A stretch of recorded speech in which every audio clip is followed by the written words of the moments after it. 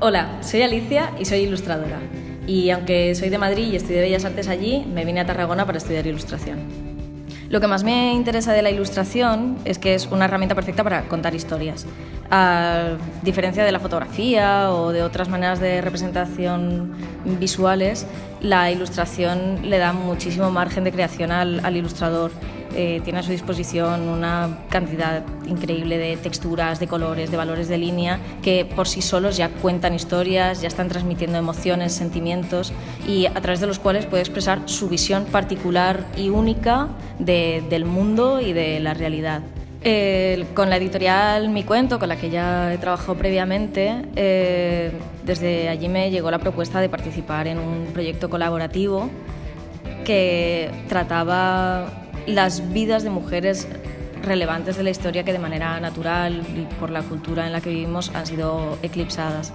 Entonces fue una experiencia súper chula porque hacer una cosa colectiva siempre es muy enriquecedor, siempre estás en contacto con otros profesionales y a la vez también me permitía conocer la historia de algunas mujeres que obviamente pues, no están tan presentes en la historia como otras figuras.